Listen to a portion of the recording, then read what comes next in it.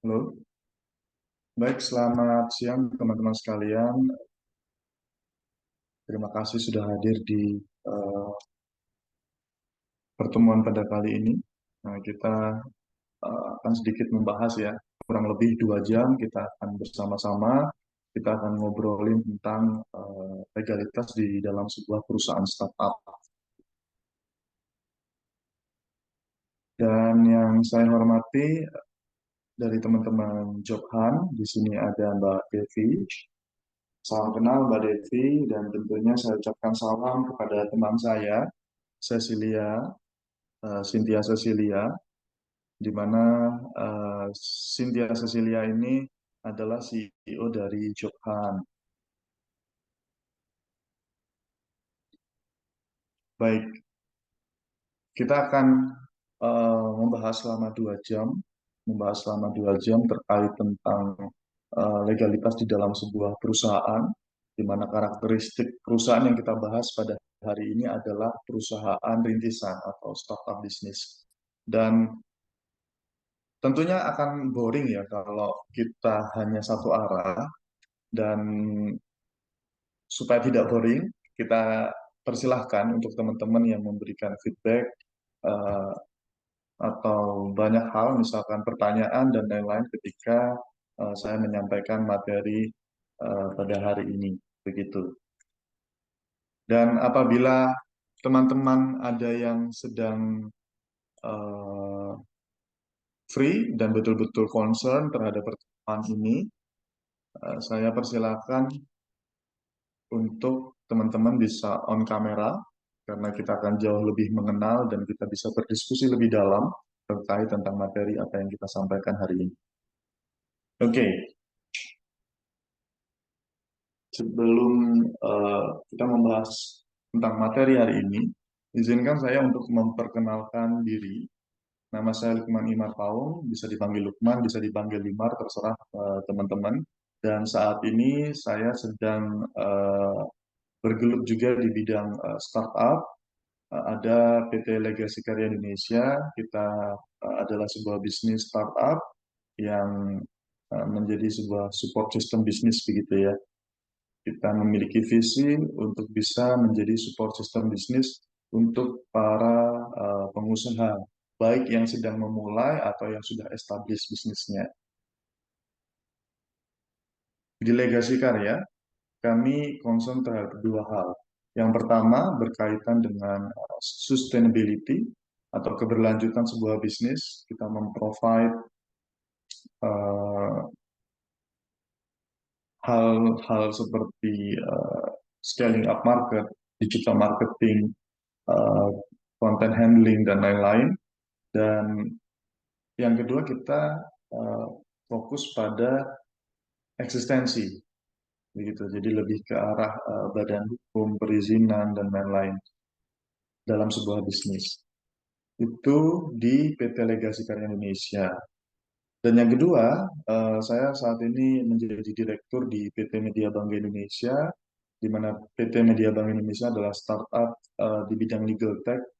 Kita mencoba untuk menghadirkan sebuah platform di mana platform ini menyediakan akses untuk ke semua orang agar bisa terhubung dengan praktisi hukum. Platform ini menjamin tentang kesetaraan bahwa praktisi hukum bisa diakses oleh setiap orang tanpa melihat background siapapun mereka. Itu yang menjadi spirit dari startup kami, Legal Hub Indonesia. Lalu ada juga PT Ruang Digital Kreatif. Saya diamanai sebagai komisaris. PT Ruang Digital Kreatif adalah sebuah perusahaan software developer. Jadi kami provide sebuah sistem untuk perusahaan kita menjadi pengembang untuk aplikasi maupun website, di mana sudah banyak klien-klien kami baik dari pemerintah maupun swasta. Dan yang keempat, saya sebagai manajer teknis di Genius School of and Government Surabaya, sebuah pelatihan dan lembaga pelatihan dan sertifikasi di bidang hukum yang founderi oleh Profesor Dr. Jimmy Asidi. Begitu, teman-teman.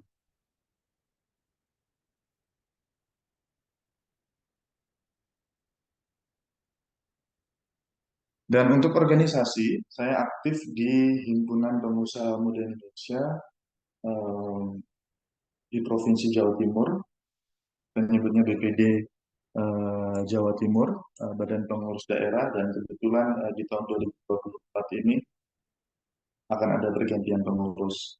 Saya udah di HIPMI tahun 2021 hingga 2024 dan saat ini saya menjabat sebagai Ketua Kompartemen Investasi di Jawa Timur. Nah, itu perkenalan dari saya dan saya harap tidak hanya saya yang memperkenalkan diri, tapi bisa juga teman-teman semua para pegiat startup yang tergabung di eh, acara kali ini yaitu Future Skill Batch 9 Founder Preparation Bootcamp. Dari judulnya, saya melihat bahwa teman-teman yang hadir di sini adalah orang-orang yang dipersiapkan untuk menjadi seorang founders di sebuah bisnis rintisan. Nah, ini penting teman-teman, karena sebagai CEO itu kita harus mampu melihat secara jauh.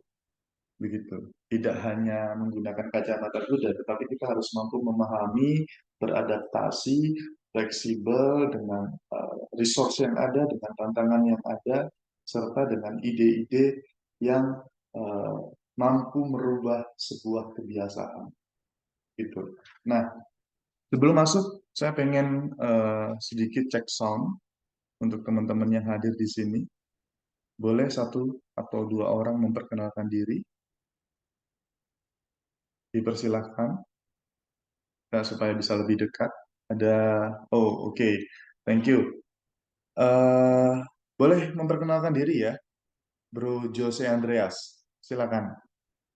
Semakin kita saling mengenal, akan semakin dalam nanti diskusi yang terjadi di sesi kali ini.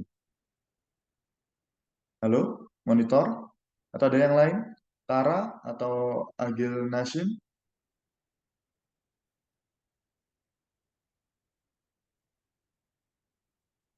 Ini sepertinya banyak yang... Halo, ya Kak. Oke, thank you Tara. Saya Ya, mengapresiasi Anda, sangat mengapresiasi Anda untuk bisa terlibat dalam diskusi kita pada hari ini, dan saya memberikan kesempatan untuk Tara supaya bisa memperkenalkan diri. Silakan Tara. oke, terima kasih Kak Limar. Mohon maaf sebelumnya, off apa namanya, kameranya seperti ini dulu. Perkenalkan, nama saya Gita Tara Aswari. Saya asalnya dari Kota Bekasi. Oke, Kemudian apa lagi tuh kira-kira? Gitu. Kesibukan sih saat ini ya ingin membangun startup itu tadi. Lagi ya coba-coba bisnis model kanvas dan lain-lain gitu sih Kak. Dan oke, ikut-ikut course. Oke. Iya. good. Jadi Hmm. untuk kita berjalan mencapai sebuah tujuan yang sangat jauh, itu kita memulainya dengan satu langkah kecil dulu. Gitu. Dan apa yang dilakukan Tara pada hari ini, hadir di pertemuan ini, itu adalah menjadi langkah kecil yang perlu Tara ingat. Untuk saat ini Tara sudah berani beranjak untuk memulai, begitu. Nah, Tara, konsennya sekarang di bidang apa, Tara? Aktivitasnya, mahasiswa kah atau Mahasiswa apa? kah atau? Udah lama sih Kak, udah kayak lulusan lama tahun 2014 ya lulusannya. Mm-mm. Kan sempat kena PHK gitu. Jadi Oke, sekarang lebih ikut ke course-course aja, terus bangun komunitas kayak gitu, ikut volunteer di organisasi gitu untuk bangun personal branding. Ya, oke. kemudian mungkin harapannya adalah ke depannya mau bangun startup itu tadi. Makanya ikut course ini gitu sih Kak. Sebelumnya di ini, di apa? Perusahaan apa? Perusahaan swasta sih Kak, perusahaan kecil gitu. Apa namanya? Di bidang apa dia? Di bidang water heater gitu loh. Ya, karena Water? waktu itu kan water heater pemanas air. Oke, Karena kan pandemi itu kan kena turis ya waktu itu ya, kena apa pariwisata. Jadi ada kaitannya gitu. oke. Lalu sekarang aktif di komunitas apa? Di harisenin.com sih, jadi kayak platform startup edukasi gitu. Apa Jadi namanya? Hari Senin?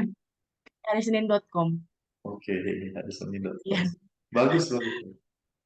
Iya, jadi kayak platform bootcamp. Tapi saya apprentice sih, apprentice di human capitalnya. Oh, oke.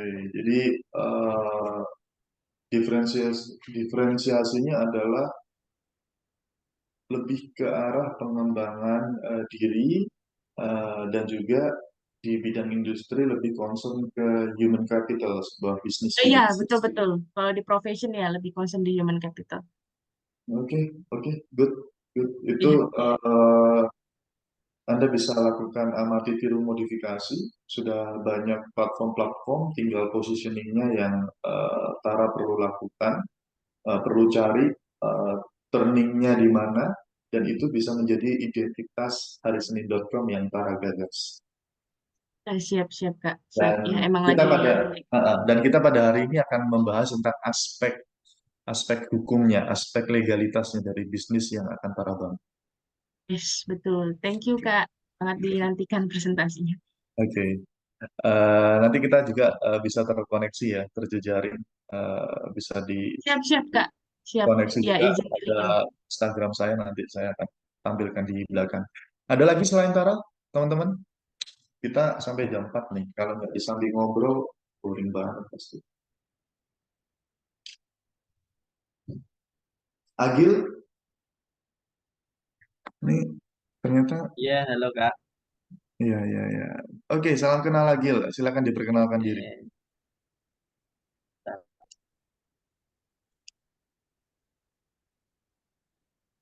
Jadi, perkenalkan, saya Agil Nasim Hamid dari Jepara. Nah, untuk saat ini, saya sebagai mahasiswa semester 8, semester akhir. Wah, luar biasa. Semester 8 yang harusnya mikirin skripsi gitu kan, meluangkan waktunya untuk ikut bootcamp ini, dan pasti di dalam hati Mas Agil ini punya kepercayaan yang kuat untuk berani memulai sesuatu. Karena tidak mudah, di startup itu tidak mudah. Rencananya mau bikin apa Mas Agil? Nah, Atau sudah ada gambaran apa? nah, untuk saat ini sebenarnya kan saya udah apa ya, ada produk Hmm? itu namanya Nenunena. Ya, ya, ya, ya, Pak. Nenun Nena. Oke. Oke, Nanu Nena. Oke. Nah, itu itu sebenarnya udah lama, cuman saat ini kan rebranding. Mm-mm. Jadi kami membuat sebuah produk itu mengkombinasikan tenun dengan kaos. Karena biasanya kan tenun dipakai di kegiatan-kegiatan formal saja. Nah, kami coba ini menyasar anak muda, di mana biar mereka itu bisa memakai budaya tenun itu di segala suasana atau kondisi. Nggak hanya di kegiatan formal saja. Oke. Eh, sebuah, kalau aku boleh komentar ya. Jadi kalau diucapkan susah, tapi kalau diingat mudah. Itu pemilihan kata-kata yang bagus juga, Nunu Nena ya. Ini diucapkan susah nih. Apalagi kalau kita ada orang yang cadanya huruf R, ada yang cadanya huruf N, itu susah. Tapi mudah diingat. Jadi Anda punya selangkah lebih dulu ya, selangkah lebih dulu eh, terhadap apa ya, pemahaman tentang branding sebuah bisnis gitu atau sebuah merek. Dan yang kedua terkait tentang produk begitu. Nah, eh, produk ini memiliki value bahwa kain tenun itu bisa dijadikan kaos, dan itu bisa menjadi arah dari sebuah tren fashion tersendiri begitu ya, yang mengakomodasi dari kepentingan apa, kearifan lokal untuk bisa dikenal dan digunakan begitu. Nah, itu punya tantangan tersendiri Mas Agil. Jadi Ya, Mas Agil tidak hanya perlu memahami tentang bagaimana cara membuat produk yang bagus, tetapi memahami culture fashion bisnis di Indonesia juga sangat penting. Gitu. Nah, Mas Mas Agil ini harus punya mentor khusus nih. Kalau kalau apa bicara tentang bidang bisnis yang ditekuni. ada banyak kok. Teman-temannya eh, Mbak Cecil ini banyak juga yang bergerak di bidang fashion. Dan startup yang bergerak di bidang fashion itu dia harus mampu beradaptasi dengan cepat gitu. Pernah dengar brand eh, namanya Nama nggak? Apa ya? Brand mereknya Nama. Sepertinya pernah itu membuat tas atau apa ya? Yes. Eh, Tas yang eh, unique value-nya dia punya kekuatan seperti selevel seat belt. Jadi itu tas nggak akan sobek gitu. Dan kalau pengen punya tas itu harganya 3, sekian juta. Tapi kalau dia inden 6 bulan, 6 bulan itu jadi 700. Gitu. Dan waktu itu rame, saya nggak tahu sekarang brandnya bagaimana. Tapi yang pasti saya nunggu berbulan-bulan hanya untuk datang tas itu. Dan itu ketika datang, saya merasa bahwa tas ini high value banget. Gitu. Nah, itu bisa juga diterapin dengan produk yang akan dibikin Mas Agil. Lalu bagaimana cara membuat perusahaannya? Begitu. Apa yang perlu dilakukan? Apa yang perlu dibikin gitu kan? Sehingga investor percaya, lalu eh, tim itu punya semangat karena dia memiliki status yang jelas di sana. Nah, itu kita akan bahas pada sesi ini, Mas Agil.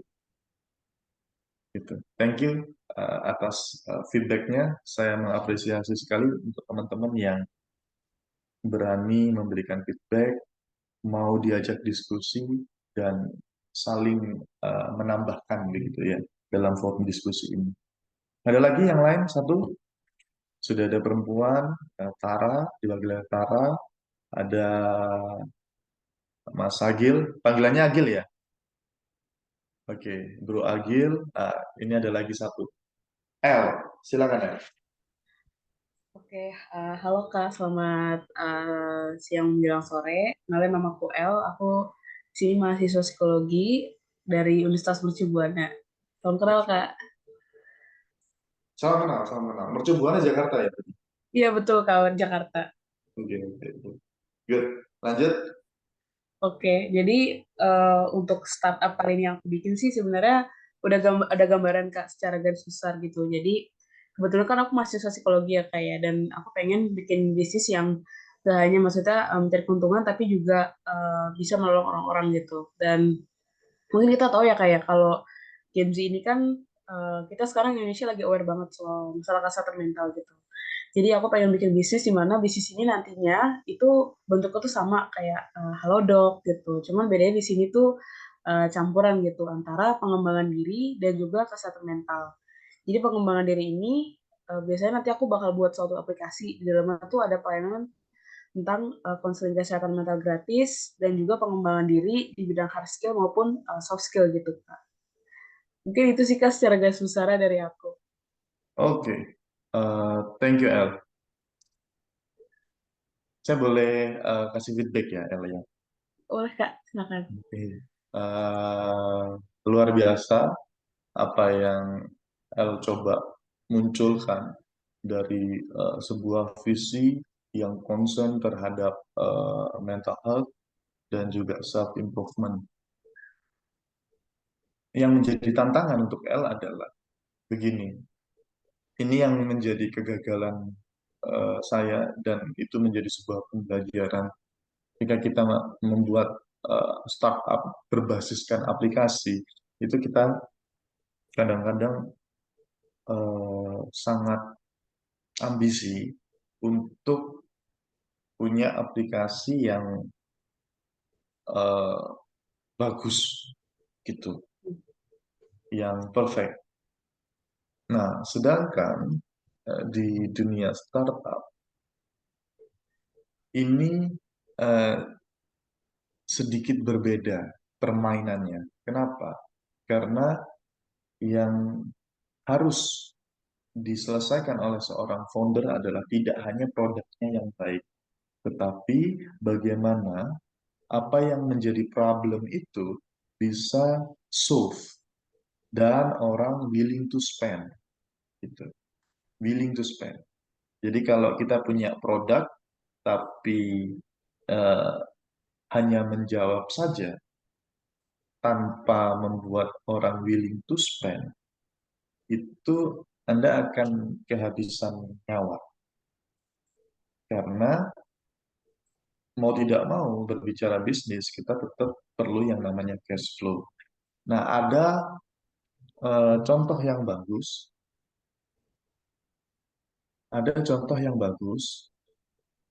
terkait bidang yang akan L bikin. Salah satunya adalah kalau L pernah tahu, itu ada channel YouTube namanya 1%. Pernah dengar nggak? Oh iya, pernah Kak, pernah dengar 1%. Nah, dia nge-growth community-nya terlebih dahulu. Ya. Baru setelah itu dia build up aplikasinya. Gitu. Itu strategi yang diputuskan oleh masing-masing founder. Tapi ada juga yang nge-build MVP-nya terlebih dahulu, lalu baru getting market, scaling up market. Itu ada dari Surabaya, itu sahabat saya juga, namanya Maksi, startupnya namanya Relief. Maksi itu mentor pertama saya di bidang perstartupan. Relief, pernah tahu? Pernah Kak. Nah, itu Relief pun pivotnya macam-macam. Macam-macam. Pertama kali MVP-nya itu dia bicara bagaimana mengkoneksikan psikolog dengan orang-orang yang memiliki kebutuhan untuk konsultasi. Yang kedua dia beranjak masuk ke corporate business karena banyak perusahaan-perusahaan itu yang karyawannya stres tapi tidak mereka pedulikan gitu. Dan hasilnya adalah efektivitas kerja mereka menurun. Nah, itu juga jadi concern human capital yang cara bikin sepertinya ya. Dan juga human resource development-nya. Relief masuk ke situ. Lalu beranjak dia bicara masuk ke fitur self-healing. Jadi orang bisa meditasi dan lain-lain. Nah, itu ada dua macam startup yang L bisa masukkan dalam referensi bagaimana mereka melakukan langkah awal pertama mereka gitu. Dan tentunya untuk memulai langkah awal pertama itu berkaitan dengan aspek legalitas dan itu yang akan kita bahas pada sesi kali. Jadi saya setengah jam itu nyepoiler terus saja.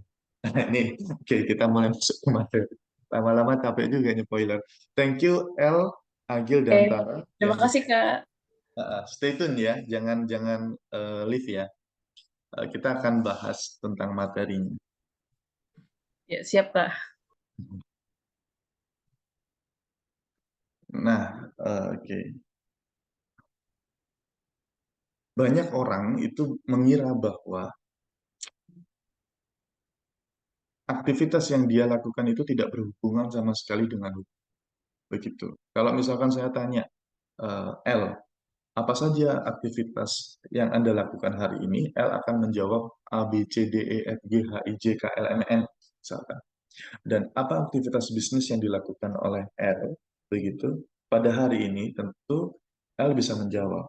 Tetapi ketika saya tanya, apa aktivitas hukum yang dilakukan L, Tara, dan Agil hari ini, belum tentu teman-teman tahu apa yang telah dilakukan. Gitu. Dan bisa saja menjawab bahwa saya tidak melakukan aktivitas hukum apapun pada hari ini. Begitu. Itu asumsi saya. Dan boleh kita buktikan. Tara, apa aktivitas yang Anda lakukan hari ini berhubungan dengan bisnis?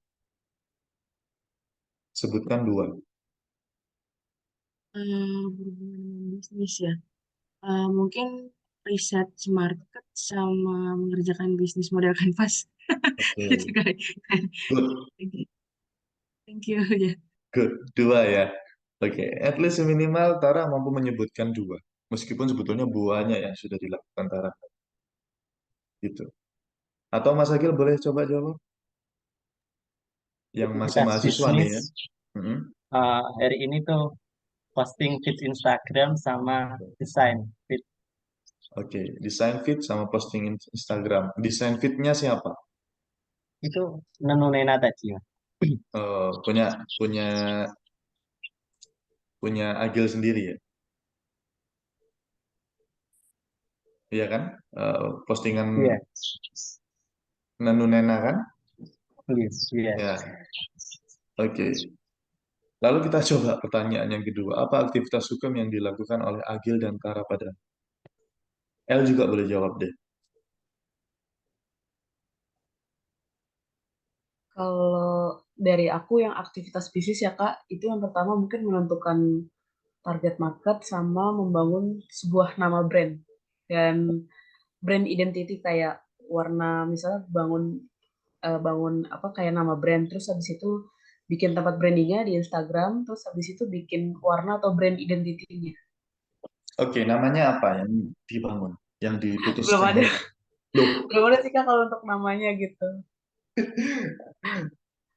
jadi yang ketemu hari ini apa? Warnanya aja. eh Target mungkin target marketnya.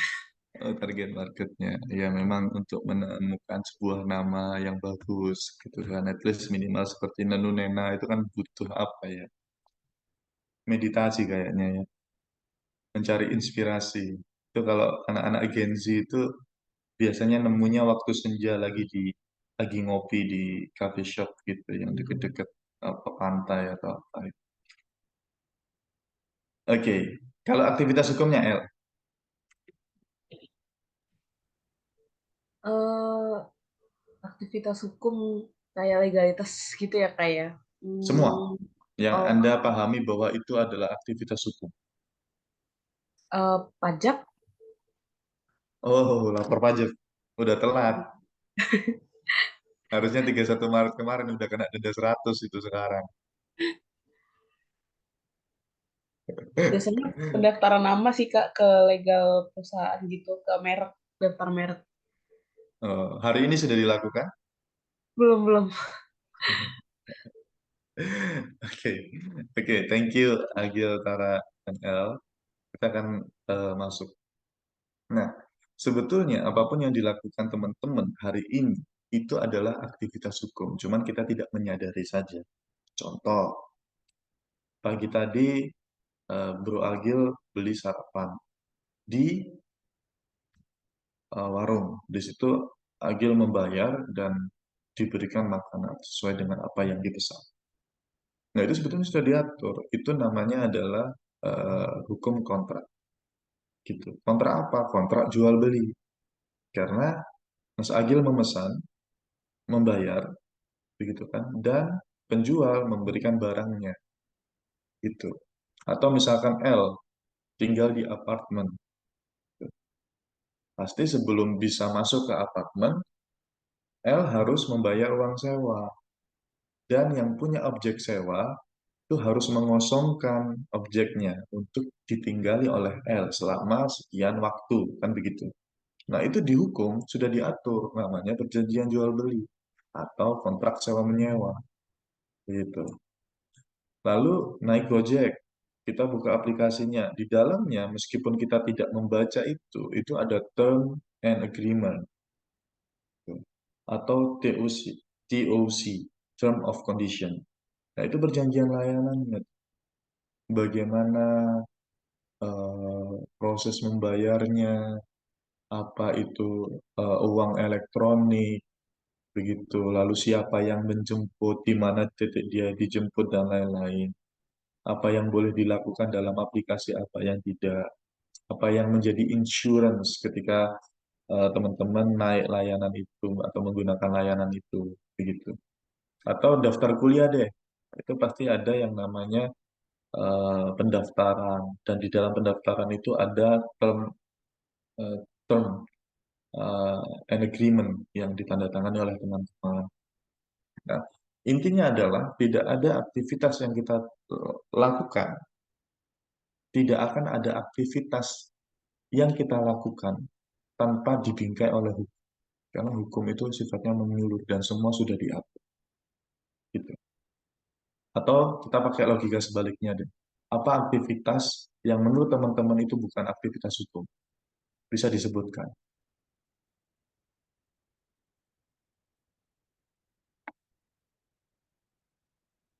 Ada? Agil, boleh sebutkan satu aktivitas yang menurut Agil itu bukan aktivitas hukum. Mungkin kayak tadi apa kan? Desain gitu atau posting di Instagram. Oke, kita bahas itu ya.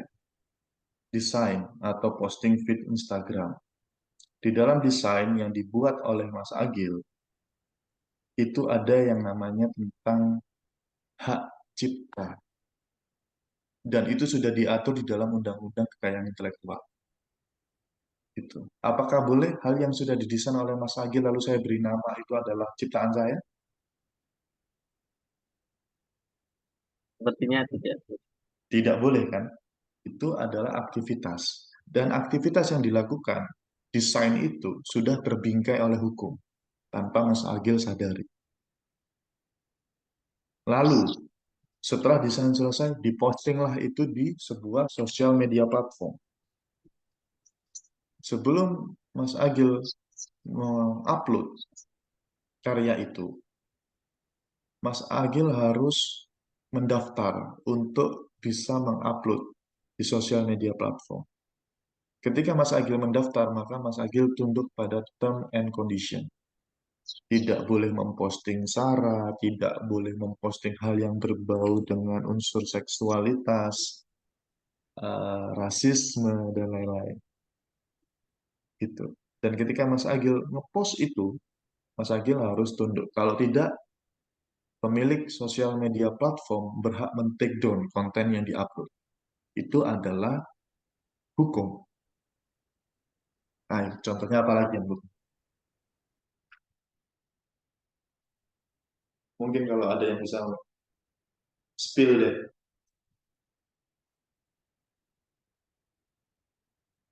Kalau ada yang bisa spill satu aktivitas dan aktivitas itu bukan aktivitas hukum, saya kasih gratis bikin PT di Legasi.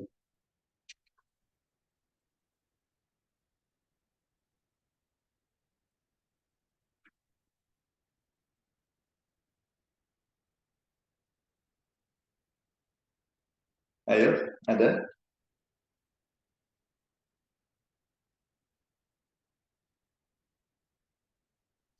Ayo, apa coba aktivitas? Nggak ada ya? Menyerah ini berarti. Lewat kesempatan. Padahal seorang CEO itu tidak boleh melewatkan.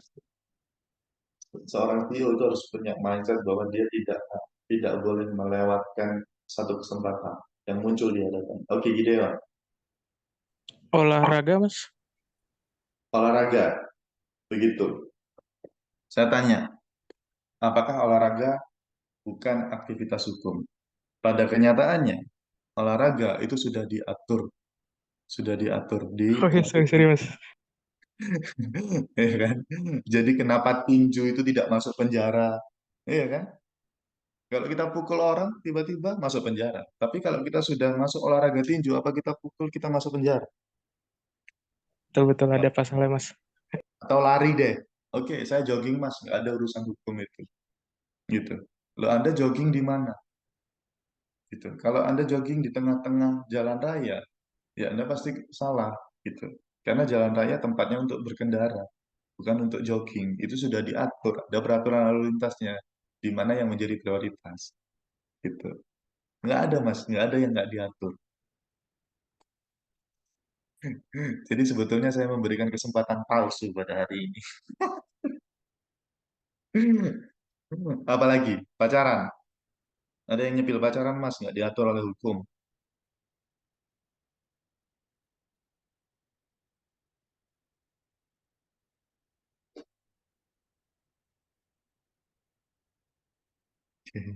Ada? Nggak ada? Oke, kalau nggak ada kita next. Nah, maksudnya slide ini apa guys? Teman-teman. Maksudnya slide ini apa sih? Maksudnya, saya memunculkan slide ini, itu adalah menunjukkan tentang apa sebetulnya peran kalian sebagai CEO. Gitu. Kayak saya tadi, direktur gitu kan, komisaris, ya kan? Direktur, apa sih direktur itu? Apa sih komisaris itu? Nah, ini kaitannya dengan ini gitu. Kaitannya dengan slide ini gitu. Tentang siapa yang berhak melakukan aktivitas itu gitu. Nah, clue-nya di sini. Clue-nya di sini. Saya ngabisin series ini sih waktu dulu ya. Karena satu yang main ganteng-ganteng, cantik-cantik. Ya. Yang kedua, ya bisa merepresentasikan drama-drama kita sebagai seorang eh, startup entusias lah gitu. Ada yang pernah nonton? Boleh dong ini Kaizen.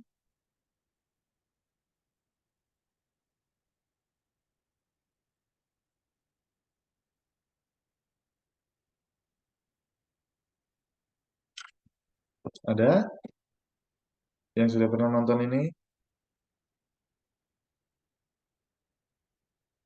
Kalau belum ada yang nonton ini, ya wajib, hukumnya wajib. Oh, Tovan. Good. Tamat nggak, Tovan? Loh, Kaizen aja. Amat Kak. Oh, Sampai episode cocok. 16 ya kalau nggak salah. Sampai episode 16. Ya. Oke, saya juga lupa episodenya berapa. Tapi setahu kalau drakor itu 12 biasanya. Satu season. Tapi nggak tahu ya. Eh, siapa yang ini, yang jadi tokoh favorit? Shodalmi. Atau udah lupa? Yang satunya itu siapa ya Kak? Lupa. Nam Donsan. Nam Oh, Donsan kalau Namdosa. nggak salah. Oh, Ah, cocok nih. itu sih yang jadi favorit. Rekomen nggak filmnya ditonton? Rekomen sekali Kak. Oke, Lakukan up manusia. oke. Untuk startup entusias, film ini, drakor ini wajib ditonton karena apa yang akan Anda lakukan di luar konteks percintaan-percintaan yang ada di dalamnya, ya, itu relevan. Tapi kalau percintaan-percintaannya nggak relevan, guys. Kalian golek duit, nggak golek cinta-cintaan di dalam bikin startup.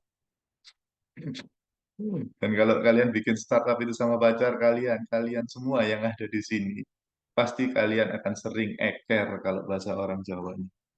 Berantem. Oke. Sorry. Terlalu, terlalu ini ya. Terlalu off, eh, out of topic. Nah, jadi ada eh, satu apa namanya, satu peran di situ. Dia memerankan diri sebagai CEO Sandbox, namanya Yon Sun Hak. Dia berbicara seperti ini kepada para startup yang ada di sana, CEO-CEO yang ada di sana. Dia berbicara bahwa berbisnis itu sulit kan? Kau akan disebut CEO jika sukses dan dipanggil penipu jika gagal. Bidang ini menakutkan. Tuh, dan teman-teman mungkin sudah tahu beberapa contoh begitu kan startup-startup yang karena ini di-record ya, saya nggak bisa spill, yang sebetulnya startupnya bagus, tetapi ketika dia mengalami kegagalan, maka publik akan cenderung melihat bahwa dia adalah penipu gitu loh. Gitu. Mungkin ini ya. Salah satu contohnya adalah Juska. Dia itu kan financial literatur, financial and invest management literatur.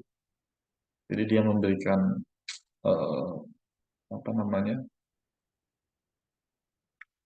knowledge tentang keuangan, tentang manajemen investasi dan lain-lain. Dan pada akhirnya startup itu harus ditutup karena terjadi sebuah skandal dari tuntutan yang diberikan oleh kliennya. Gitu. Nah, itu relevan nih dengan statement ini. Lantas, bagaimana kita seorang CEO mempersiapkan diri kita, mempersiapkan perusahaan rintisan kita yang akan kita bangun agar well prepared dan tentunya legal. Nah, itulah yang akan kita bahas. Oke, ini sudah keseluruhan aktivitas yang Anda lakukan dalam bisnis adalah hukum dan legalitas usaha menunjukkan bahwa Anda sedang berbisnis. Jadi kalau Anda bicara startup, startup identik dengan investment, identik dengan berpartner dengan eh, berbagai orang, beberapa partner begitu. Lalu identik dengan bekerja sama, saling terhubung, maka legalitas itu adalah menjadi hal yang wajib begitu. Nah, saya menganalogikan seperti ini. Ini caranya gimana ya?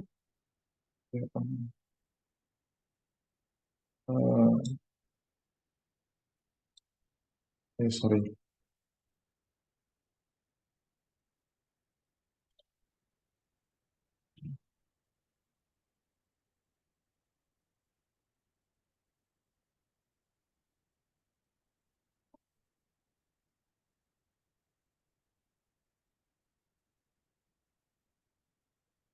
Makan, minum, tidur. Oh, ini nih. Aku lagi baru baca komen nih. Siapa nih? Makan, minum, tidur. Safina Nurtias Utami. Enggak, semua itu sudah diatur juga. Bagaimana Anda mendapatkan makanan, Anda harus beli. Begitu. Kalau ada yang memberi itu namanya hibah. Itu sudah diatur juga. Minum, apa yang Anda minum itu juga sudah diatur. Nggak boleh kita minum sembarangan. Apalagi menjual minuman yang tidak berizin begitu. Karena apa? Ada BPOM-nya, ada izin edarnya begitu. Aktivitas minumnya itu seperti apa? Itu semua sudah diatur. Tidur, Anda tidur di mana? Kalau tidur di hotel ya kan? Tidur di hotel, bukti bahwa Anda bisa tidur di hotel, iki, yang nggak diatur memilih jodoh. L ini asli, netizen Indonesia ini. Asli netizen Indonesia. Yang nggak diatur memilih jodoh ya kan? Eh, diatur, diatur. Itulah kenapa ya kan? Kenapa memilih jodoh diatur? Iya saya buktikan gitu loh. Di Indonesia tidak boleh memilih jodoh atau menikahi orang eh, berbeda agama. Itu sudah diatur regulasinya. Nggak boleh nih. Kalau mau nikah beda agama, itu harus nikah di luar Indonesia. Menikah sesama jenis juga nggak boleh. Ya sudah diatur semua. Sampai mati pun diatur oleh hukum ya kan. Ini teman-teman panitia dicatat-catat dong. Ininya lucu-lucu ini. Oke, balik ya ke sini ya.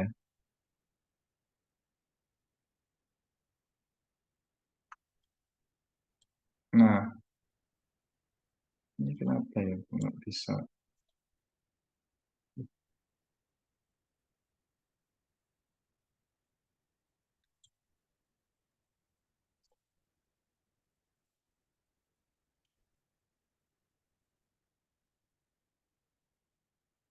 Control share. Ya, aku nggak bisa melihat ini pesertanya ya.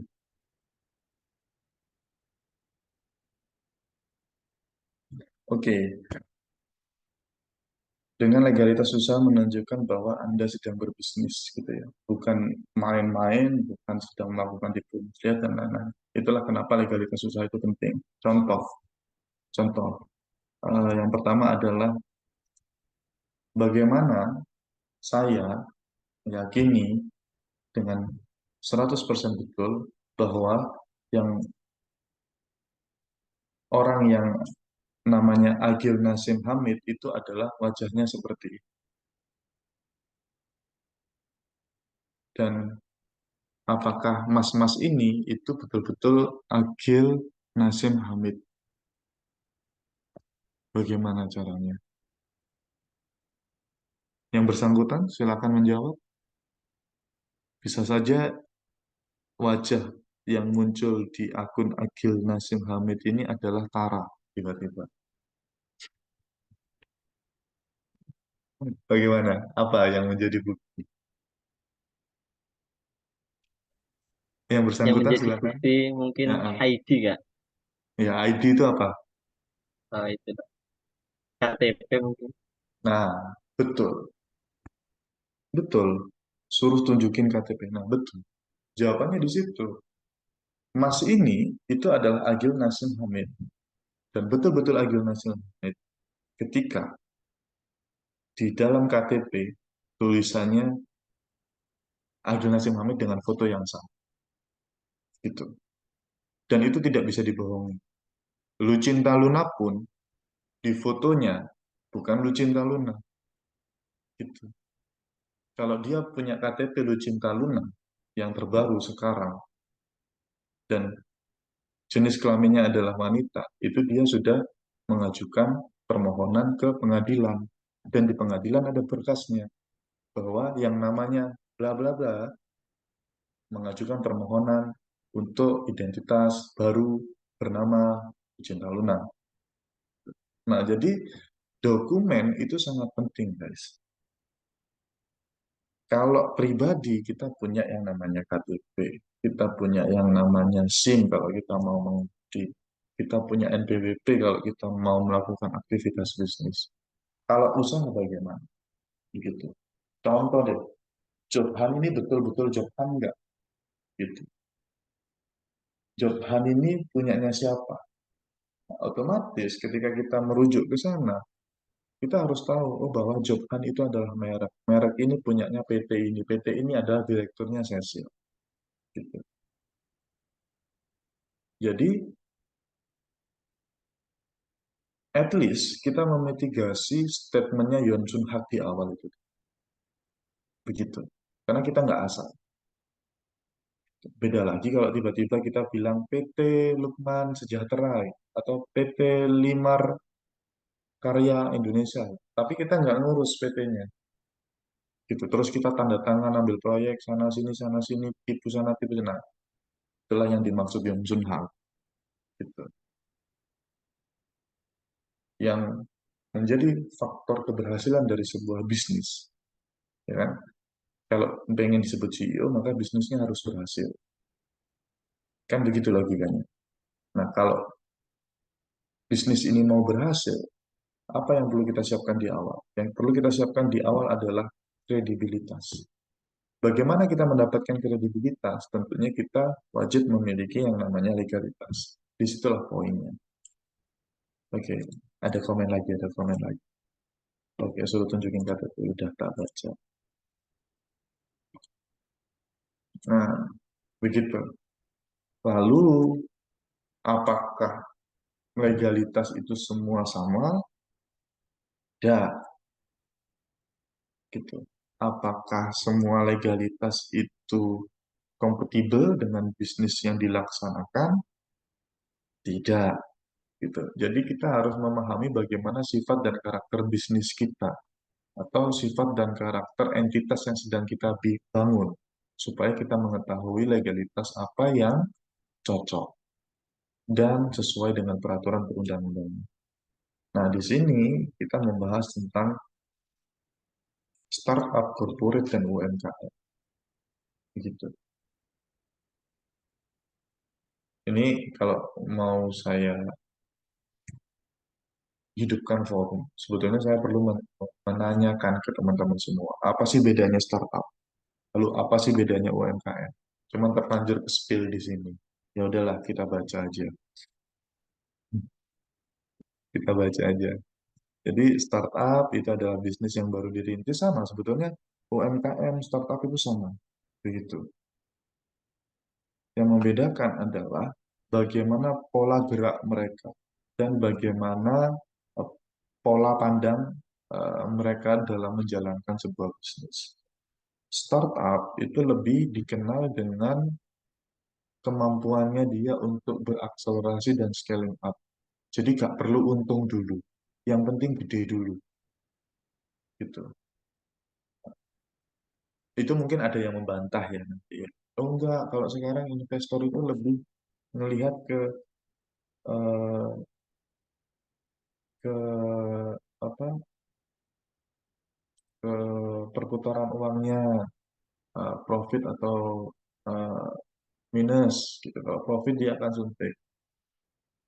Mungkin ada yang berbeda pendapat seperti dia tentang pemahaman startup itu seperti apa. Tapi pada intinya adalah kemampuan startup untuk mampu beradaptasi fleksibel itu yang menjadi kunci utama perusahaan mereka bisa disebut startup gitu. Tapi kalau UMKM itu biasanya bisnis yang dibuat untuk menekankan sisi kestabilannya dan keberlangsungannya gitu. Dan bisnisnya nggak muluk-muluk. Biasanya mereka bisnisnya itu apa yang sudah ada, bukan apa yang belum ada. Sehingga untuk UMKM ini mampu melakukan akselerasi tidak secepat startup. Nah, kalau UMKM, startup ini kalau sudah mature, sudah dewasa, ini dia akan berevolusi menjadi corporate. Ada tata kelola di sana, ada IPO, ada pelaksana, ada pengawas, dan lain-lain. Seperti itu. Itu perbedaannya. Nah, perbedaan ini efeknya pada bentuk legalitas yang mereka harus buat. Gitu. Nah, biasanya orang-orang seperti kami yang bergerak di bidang bisnis support system atau perizinan dan lain-lain, kita yang memberikan eh, masukan terhadap apa yang harus mereka persiapkan. Untuk legalitas seperti apa yang mereka harus pilih dan lain-lain. Begitu. Nah, tolak ukurnya pada apa? Tolak ukurnya pada eh, bicara pada existing, running, dan scaling. Jadi perizinan itu, legalitas itu harus ada di awal. Tapi juga harus diperhatikan bahwa duitnya itu setiap usaha macam-macam gitu. Jadi kapasitas resource kita untuk ngurusin legalitas dan perizinan itu kan juga ada yang namanya prioritasnya. Karena nggak mungkin misalkan dari anggaran yang kita spend untuk bisnis itu mayoritas masuk ke legalitas gitu. Nah, nanti akan mati sendiri gitu loh. Karena apa? Karena untuk uh, growth market itu kita juga perlu dana, product development itu juga perlu dana, tim manajemen itu juga perlu dana, media handling pun juga perlu dana dan lain-lain. Maka uh, dari mana kita ngurus apa yang perlu kita urus di awal itu bergantung pada tiga aspek. Existing. Nah, existing ini bicara existing ini kita bicara tentang badan hukumnya atau badan usaha. Badan hukum dan badan usaha agak beda-beda dikit ya guys. Badan hukumnya atau badan usaha itu. Karena dengan adanya badan hukum maka bisnis kita itu dinyatakan sah dan tercatat untuk teridentifikasi di Indonesia. Nah, ketika running kita perlu izin dasarnya. Nah, ketika running dan scaling ini izin dasar harus sudah harus beres dan izin turunannya itu harus sudah dilaksanakan. Kalau nggak gitu, nggak bisa beroperasi kita. Makanya kita juga melihat skala usahanya apa. Di Indonesia peraturan berusaha itu dibagi menjadi dua. Satu UMK dan yang kedua non UMK. UMK itu adalah usaha menengah kecil dan non UMK itu usaha yang ada modal di atas 5 miliar. gitu guys. Nah, ini kan untuk existing badan hukum dan badan usaha. Untuk running ini butuh izin lingkungan, izin teknis, kekayaan intelektual. Itu ketika running teman-teman harus siapkan. Lalu untuk scaling up ini perizinan usaha berbasis resiko ini teman-teman harus udah clear. Gitu. Nah, lalu berbicara tentang existing, apa saja sih badannya itu? Ada badan hukum, ada badan usaha. Badan hukum itu PT perseorangan, PT biasa, yayasan, dan koperasi. Nah, untuk usaha ini bisa firma, persekutuan perdata, dan persekutuan komanditer.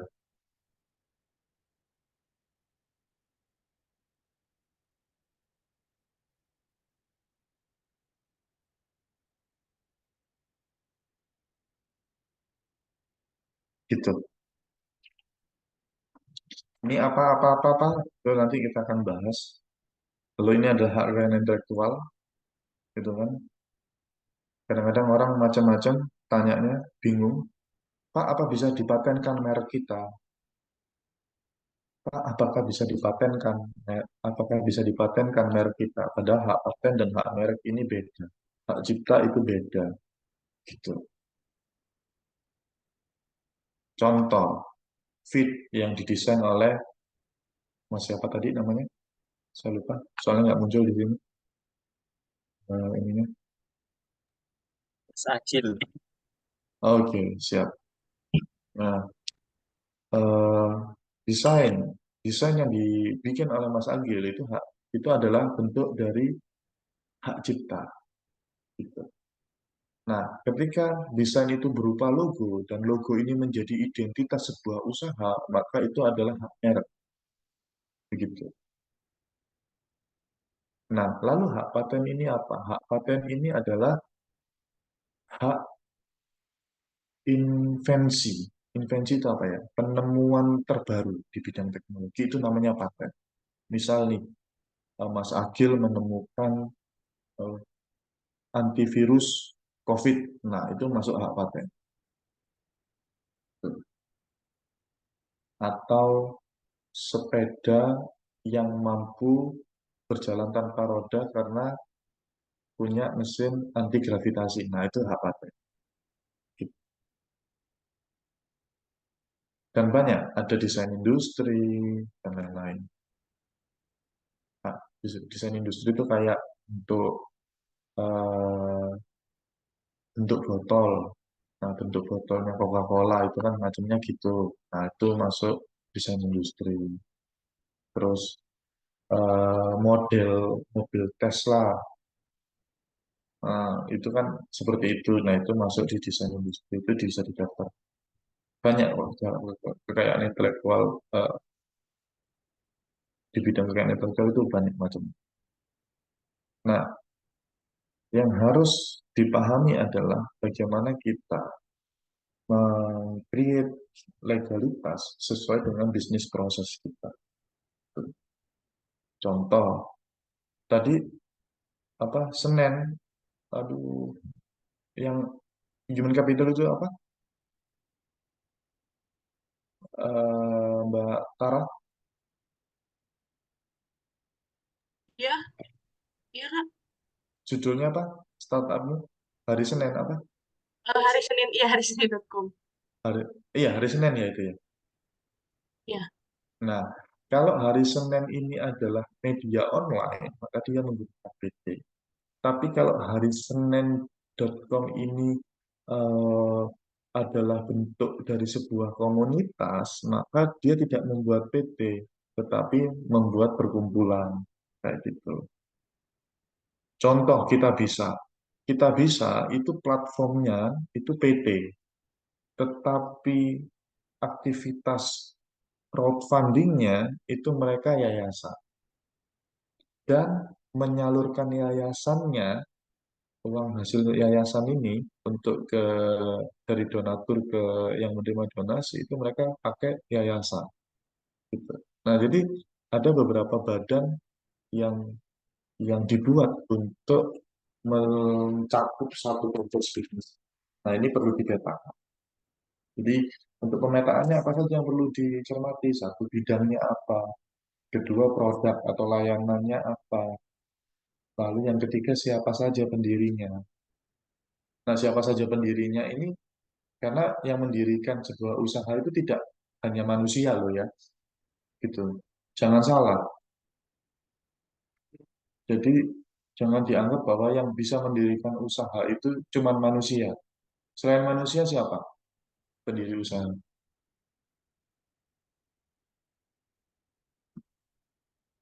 Jin, setan, bisa kan mendirikan usaha. Nah, ini jam 3 ini sudah masuk waktunya buat takjil guys. Jadi kita jangan serius-serius ya. Jadi yang bisa mendirikan usaha itu tidak hanya manusia loh ya. Yang bisa mendirikan usaha itu satu contoh. eh, kita mau bikin PT nih, ya kan? Tapi yang bikin PT ini tidak Mas Agil dan Mbak Tara saja, tetapi Mbak Tara sekeluarga. Ada keluarganya ada banyak. Masuk bareng-bareng untuk mendirikan PT itu. Ada 100 keluarga di tempat itu. Bisakah seperti itu? Bisa, tetapi keluarganya Mbak Tara ini harus dikumpulkan dulu dalam bentuk perkumpulan. Jadi perkumpulan ini nanti yang bikin PT.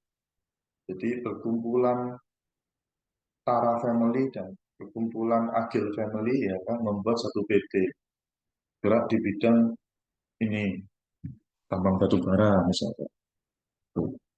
PT juga bisa membentuk PT. Makanya Garuda itu punya anak perusahaan kakek, nenek, cucu, cicit ya kan. Perusahaan ini punya anak ini, anak anak perusahaan ini punya anak lagi gitu. Jadi itu yang menjadi aspek penting untuk itu. Lalu berapa modalnya? Nah, kalau modalnya 271 triliun gimana bentuknya ya kan? Mau usaha nikel misalkan, gimana bentuknya? Tuh. Pendirinya harus artis atau tidak kan gitu. Atau suaminya artis. Resiko bisnisnya apa? Proses produksinya gimana? Regulasinya kayak gimana? Nah, ini harus dicermati untuk bisa menentukan legalitas seperti apa yang perlu kita provide untuk melingkupi aktivitas bisnis dari A ke Z.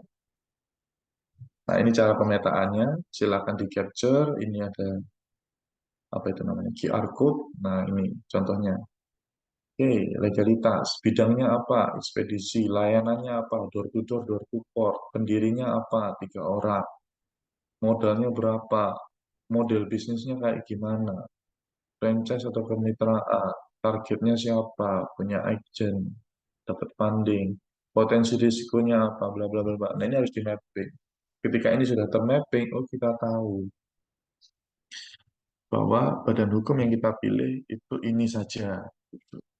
Kalau di sini pendirinya udah 3 orang, nggak mungkin kita bikin PT perseorangan, gitu. Ya kan? Logikanya kan kayak gitu. Terus ini bisnisnya ekspedisi. Ini adalah bisnis for profit atau bisnis profit oriented. Nggak mungkin kita pakai yayasan di sini.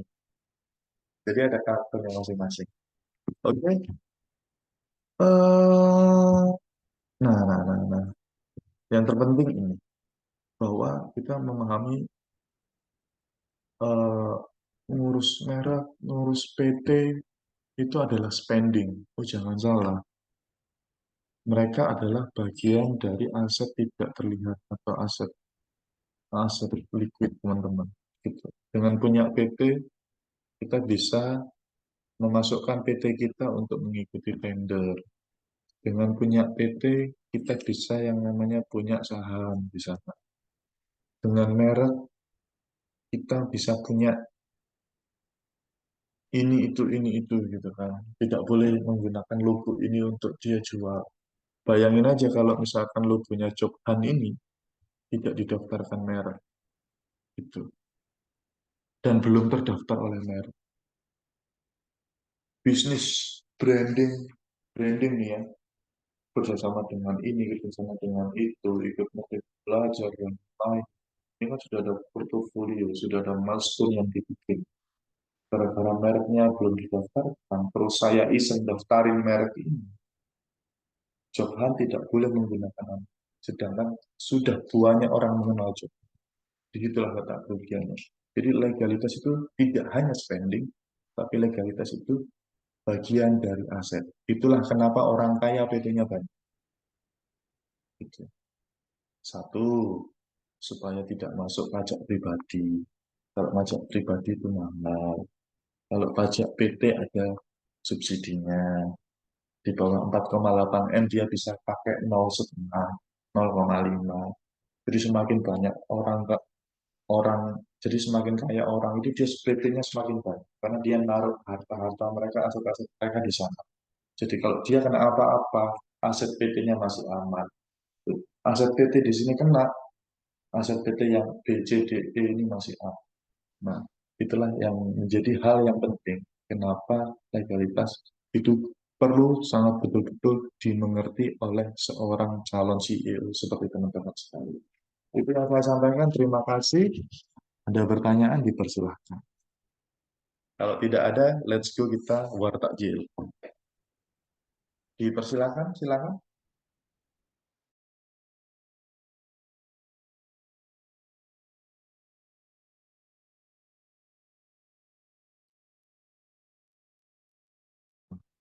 Ini jam rawan.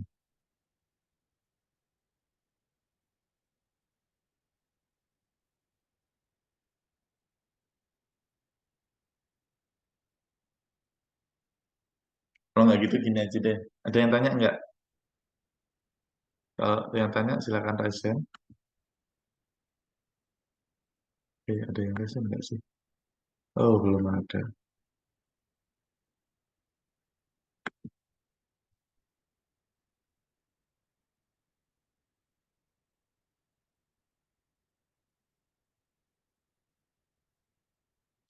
Ada yang tanya guys? Oke, kalau nggak ada, saya boleh tanya nih. Oh, belum Kak, lagi ngebayangin rumitnya ngurus legalitas usaha. Nggak perlu diurus. Legalitas usaha nggak perlu diurus. Dimengerti aja, gitu. Yang ngurus biarin kami. Karena itu bisnis kami. Dimengerti aja, gitu. Ya, boleh-boleh ini. Yang tanya-tanya di kolom chat nih, boleh.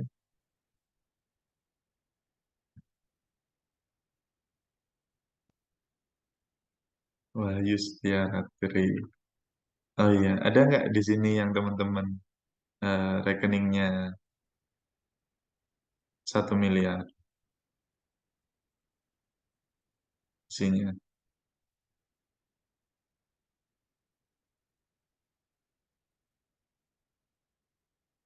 Kalau ada, perlu itu bikin PT itu supaya pajaknya nggak tinggi-tinggi. Karena kalau udah 1 miliar itu dia langsung notif ke pajak, ke KPP. Ada? Yang tanya? Nggak ada? Oke, terima kasih atas waktunya. Teman-teman bisa terkoneksi dengan saya. Saya dengan senang hati juga eh, bisa bertemu, bisa terhubung dengan teman-teman semua. Kalau mau add Instagram saya follow back juga nanti.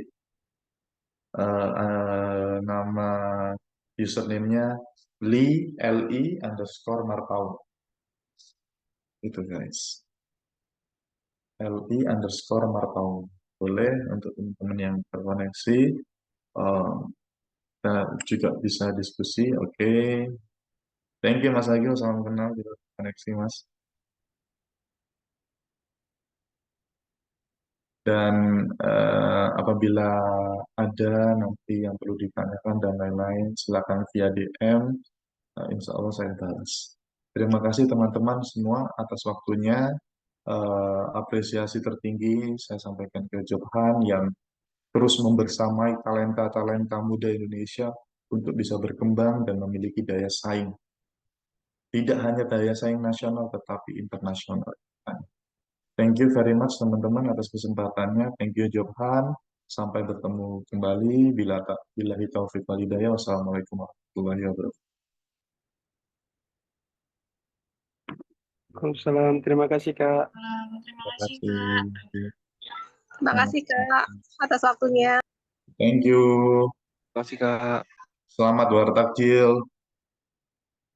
Assalamualaikum. Izin live.